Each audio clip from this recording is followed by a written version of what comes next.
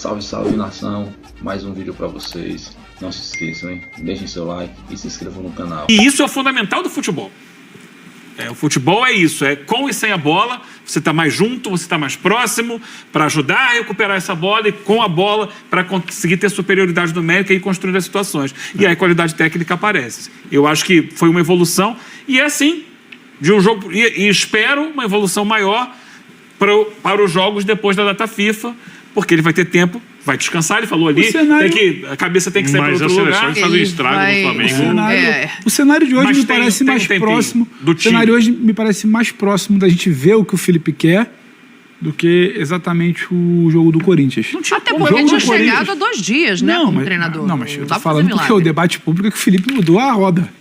Reinventou a roda. Então, o que eu acho é, quando você fala na boa vitória sobre o Corinthians, que passou muito pelo não futebol do Corinthians, as pessoas se ofendem. Elas acham que você está querendo desmerecer o Flamengo. Isso. E não é.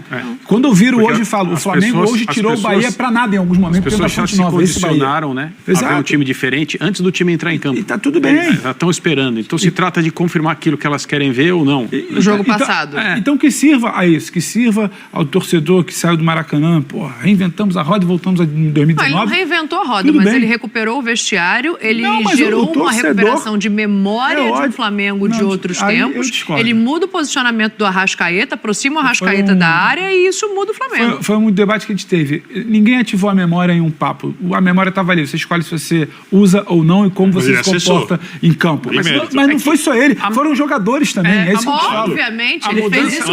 O que eu quero dizer, ele tem um mérito de ser a figura Felipe Luiz. E eu falei isso aqui naquele dia. Nem o Jorge Jesus entende tanto Flamengo quanto o Felipe Luiz. Perfeito. Nem o Abel, antes do Jorge Jesus. Nem todos os técnicos que vieram depois. E por isso ele tem a capacidade de, num papo, recuperar coisas. Ele tem algo que nenhum treinador que poderia ser observado para ser contratado tem.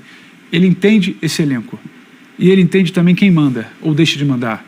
Ele entende tudo que cerca o Flamengo. Isso é muito difícil. E ele é muito inteligente. E a partir disso, ele foi um fato novo que todo mundo virou e falou: cara, a gente precisa virar, a gente precisa fazer, a gente precisa acontecer. Não virou nem com uma vitória contra o Atlético Paranaense e isso tomou a decisão da demissão. Até porque isso, o papo dele com os jogadores não é de alguém que se coloca acima dos jogadores. Isso posto, o futebol vai além disso. É de alguém que é mais um ali. Porque esse anime que a Dani fala de recuperar, ela não basta para todo o resto da temporada. Peraí.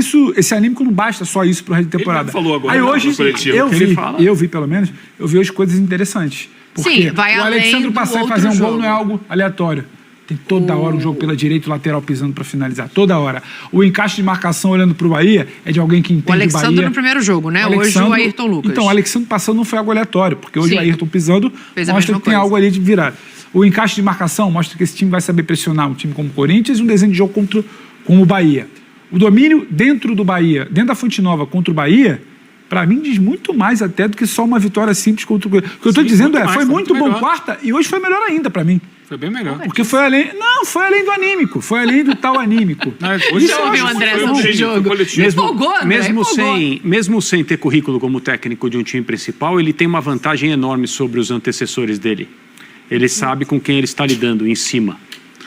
E ele pode virar, estou insistindo no Gabriel. Ele conhece, eu vou ser bem polido, ele conhece o perfil dos dirigentes do Flamengo.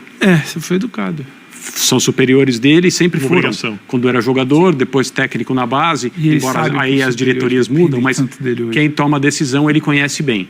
Os treinadores anteriores foram apresentados às pessoas que tomam decisão no departamento de futebol do Flamengo quando chegaram, mas só conheceram essas pessoas de fato quando saíram. No caminho. E inclusive o Tite. Assim, a divulgação, a disseminação, mais até do que isso, a apresentação do Tite com tudo que ele já fez no futebol e com a idade que ele tem, como uma pessoa emocionalmente instável, que nós vimos desde o dia da demissão em diversos canais, seja de televisão, seja de internet e tal, mostra como opera a diretoria do Flamengo quando ela quer passar a sua mensagem e ela faz um bom trabalho, a bem da verdade, porque ela utiliza os serviçais permanentes que trocam a verdade pelo acesso. Então está cheio de gente disposta a falar o que interessa. E essas pessoas compareceram em massa depois que o Tite foi demitido. E a mensagem era a mesma, mas só prestar atenção, em vários lugares em lugares diferentes, pessoas diferentes. Olha, a diretoria do Flamengo ficou preocupada porque o Tite estava muito abatido nas últimas semanas.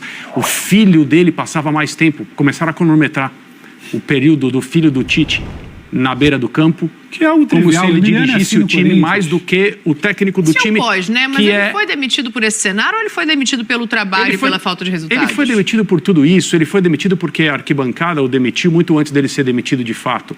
Né? A história dos treinadores do Flamengo antes do Felipe Luiz chegar é uma história de cadáveres ambulantes que ficaram trabalhando por dias até serem comunicados. Isso aconteceu com vários. Isso aconteceu com o Paulo Souza, isso aconteceu com o Sampaoli. Né? Isso aconteceu com mais alguém que trabalhou por 2 ou 3 dias. Vitor Pereira. Trabalhou 2, 3 dias aí, todo mundo já, aquela coisa assim, pô, vai ficar até sexta e tal. Aí na sexta-feira, E gente demitida de madrugada, né? Sim. E o próprio Tite não foi demitido. O agente dele recebeu um telefonema informando que ele estava demitido. Então, assim, opera dessa maneira a diretoria do Flamengo e o Felipe Luiz sabe disso. Isso é uma grande vantagem. Embora ele não tenha e é mais difícil operar com ele. Claro. É mais difícil operar por ele ser quem é, né? Agora, a mudança de comando técnico já traz imediatamente uma série de coisas. Todos os jogadores sabem que haverá escolhas distintas da comissão técnica anterior. Uma nova possibilidade. Uma série de mudanças, oportunidades para uns, falta de oportunidades para outros. Isso é normal e não existe o desgaste. E muda radicalmente a forma como o time encara o Campeonato Brasileiro a partir de agora. Porque se não houvesse troca no comando, o Campeonato Brasileiro ia continuar sendo levado como dava. Não, toda a briga política do Flamengo sinalizou que o brasileiro interessa menos. Até a questão da inversão de datas da Copa do Brasil, porque é um clássico. Aqui eu não me incomodo ter problemas. Nesse momento é o menos viável também, né? É menos viável você. Mas hoje a sensação do torcedor é menos viável, mas dá. Olha que dá. Mas agora a comissão técnica do Felipe precisa do Campeonato Brasileiro. Para trabalhar, para organizar o time, para conhecer melhor, para colocar as ideias, para ver o que funciona, o que não funciona. Para ter resultado que dê lastro. Para ter resultado que transforma o ambiente interno. É isso. Para manter a torcida conectada ao time, porque vai ser muito importante, né? Em Copa do Brasil, o Flamengo passando pelo Corinthians, que é o mais provável. É melhor ter bom resultado antes da volta contra o Corinthians do que ter mau resultado. É claro. E os jogadores entendem isso.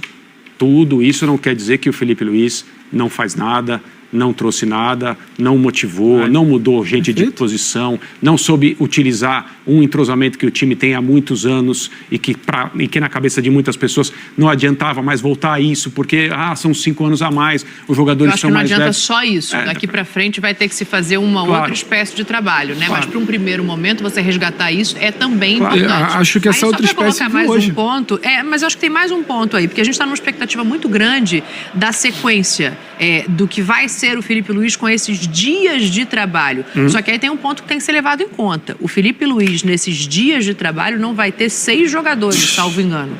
Se eu estiver errado, me corrijam, mas são os 3 uruguaios, o Pulgar para a seleção chilena, o Plata para a seleção equatoriana e o Gerson para a seleção brasileira. Você percebeu que nos últimos dias não se fala sobre departamento médico, quantidade de jogadores machucados, quem não está? Hoje o Wesley saiu sentindo, não se fala mais sobre isso.